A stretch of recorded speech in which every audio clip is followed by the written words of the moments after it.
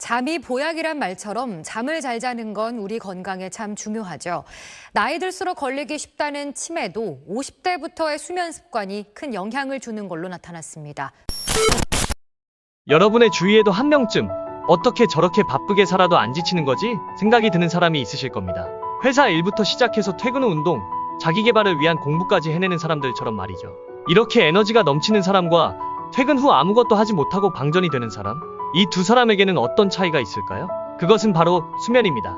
깊은 수면을 통해 낮에 쌓인 피로를 완전히 풀어낸다면 매일 힘차게 생활할 수 있는 것이죠.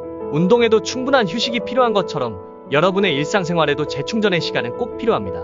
수면의 양과 질이 우리에게 영향을 미친다는 것은 여러 가지 실험과 연구를 통해서도 증명되었는데요. 어떤 실험에서는 상위 10%의 우수한 성적을 가진 학생들의 수면 시간을 7시간 이하로 줄이니 그들의 학업 성취도는 하위 9%까지 떨어졌습니다. 또 다른 연구에서는 일반인이 5일 동안 5시간 이하로 수면을 했을 때 48시간 동안 잠을 자지 않은 사람과 같을 정도의 인지 능력의 저하를 보였죠. 이렇듯 수면은 우리의 삶에 많은 영향을 미치지만 의외로 자신이 제대로 된 수면을 하는지에 대해 관심이 있는 사람은 거의 없습니다. 수면은 인간 활동의 기본이다. 잠을 제대로 자지 않으면 몸과 마음이 망가진다. 정신과 의사들이 내원 환자들에게 무조건 물어보는 질문이 무엇일까요? 바로 밤에 잠은 잘 주무시나요? 입니다. 수면은 심신의 건강 상태를 알려주는 중요한 지표 중 하나이기 때문이죠. 잠에 쉽게 들지 못하거나 새벽에 자주 깨는 것, 그리고 잠을 충분히 자고 일어나도 여전히 피곤함을 느끼는 것 등 당신이 수면 전후로 불편함을 느낀다면 이것은 수면 장애의 징후이기도 합니다. 현대인들에게 쉽게 나타나는 수면 장애, 이것을 극복하기 위해서는 먼저 우리의 몸이 어떤 식으로 잠에 드는지 알아야 하는데요. 수면은 뇌 속에서 분비되는 신경물질 중 하나인 멜라토닌과 밀접한 연관이 있습니다.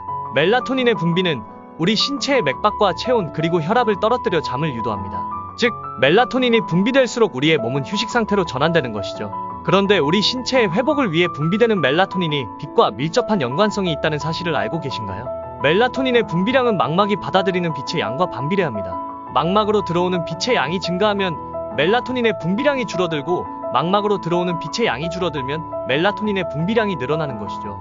대체로 멜라토닌은 저녁 7시에 분비되기 시작해 새벽 3시에 최고조에 달했다가 망막으로 햇빛이 쏟아지는 아침 7시에 분비가 억제됩니다.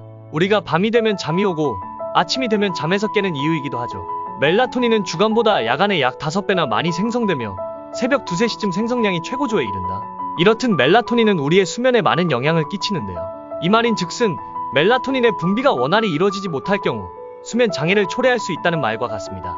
그러나 밤이 되면 자연스럽게 잠을 자던 과거와 달리 많은 사람들이 멜라토닌 분비를 역행하는 생활 습관을 가지게 되면서 스스로 수면 장애를 초래하는 경우가 증가하고 있습니다.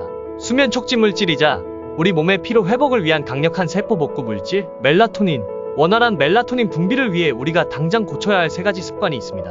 첫 번째, 불을 끄고 스마트폰을 사용하는 것. 많은 분들이 예상하셨겠지만 잠들기 전 스마트폰을 사용하는 것은 실제로는 밤이더라도 우리의 뇌가 낮이라고 착각하게 만듭니다. 우리의 뇌는 왜 이런 착각을 하게 되는 것일까요? 앞서 말한 멜라토닌과 빛의 상관관계 기억하시나요?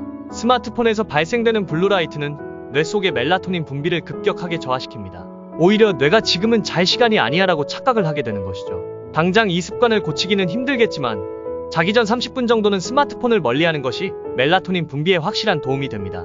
두 번째, 형광등을 끄고 바로 잠을 청하는 것. 밝은 방에서 갑자기 등을 끄고 어두워진다고 멜라토닌 분비가 활성화되지는 않습니다. 형광등을 끈 뒤에도 몇 시간 동안 멜라토닌의 분비가 억제된다는 연구 결과도 있죠.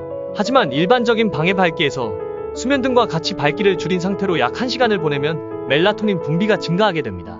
만약 당신이 11시에 잠이 들고 싶다면 10시에는 형광등을 끄고 수면등을 켜보세요. 뇌가 어두워졌다는 것을 인식하는 시간, 즉 약간은 어두운 곳에서 휴식을 취하는 시간이 멜라토닌 분비의 시작입니다.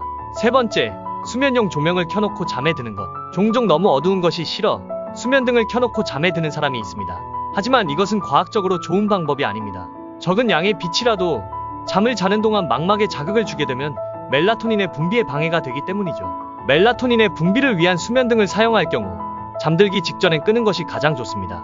멜라토닌의 분비는 어두울수록 활성화되기 때문이죠. 간혹 번화가에 위치한 집에 특성상 빛이 안 들어오게 할 수 있는 방법이 없을 경우 수면 안대라도 사용하셔야 합니다. 그리고 꼭 수면등이 필요한 경우에는 망막에 직접적으로 빛이 들어오지 않도록 바닥용 조명을 사용하는 것도 한 가지 방법입니다. 멜라토닌에는 종양증식 억제작용과 DNA 복구작용 등 다채로운 항종양 효과가 있다. 멜라토닌은 수면 촉진 물질일 뿐만 아니라 우리 몸 안에서 강력한 항산화 작용을 합니다. 멜라토닌이 신체를 노화시키는 몸속의 활성산소를 처리한다는 말이죠. 심근경색이나 뇌졸중을 유발하는 동맥경화도 전부 활성산소가 원인이 됩니다. 강력한 항산화 작용을 지니는 대표적인 물질 비타민 E보다 2배의 효과를 가지고 있는 멜라토닌. 우리 몸의 회복을 위해 분비되는 멜라토닌이 잠이 들 때 분비되는 것을 보면 과학적으로도 잠이 보약이라는 옛말은 전혀 틀린 말이 아닙니다. 궁극의 회복 물질인 멜라토닌을 당신의 몸이 스스로 분비할 수 있도록 건강한 수면 습관을 가져보는 것은 어떨까요?